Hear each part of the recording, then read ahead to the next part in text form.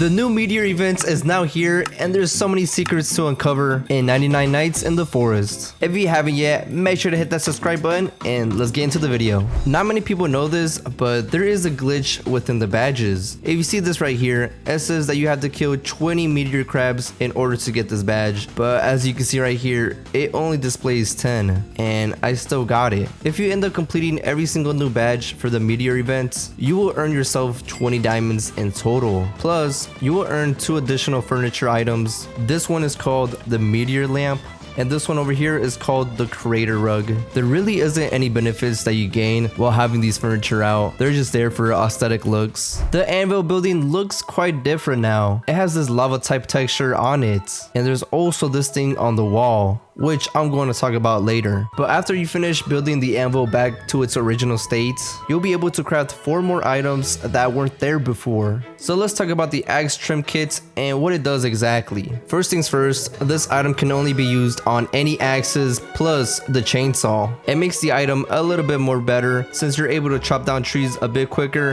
and it also deals a little bit more damage. That, and also it turns the item solid gold. And for the chainsaw, it goes from 38 hits to 35. The next item that you can craft is called the armor trim kit, which basically makes your armor a little bit better. Just make sure you have some armor on and then equip it, and bam, you have it on. It's that easy. But how much of a difference does it actually make? So I decided to test it out by using the wolf to attack me. Without wearing the armor trim kit, it would take 6 hits for me to die. But now if I put on the armor trim kit, it now takes 6 hits still? Wait, what? This doesn't add up. The trim kit is supposed to make the armor better, but it's still the same, at least for this type of armor. If you want to test out the other armors, feel free, but I will be posting a video soon about these armors and the trim kits. Before the Meteor Event happens, the anvil still looks the same, but when it actually starts to happen, you can actually wait until it actually changes. But this is pretty cool. And the third item that you can craft is called the Obsi Iron Boots. And no, it's not called obsidian. The Obsi Iron Boots increase the sprint speed of all players, and it also creates a small explosion when the bar is fully filled. It deals roughly 50 to 60 damage to nearby enemies. And in order to craft this, you need to create Obsi Iron ingots. And I'm going to explain how to do that. If you remember this board right here from earlier in the video, well, that board tells us the instructions on how to make Obsi Iron ingots. The first thing you want to do is go to the spots where the meteors fell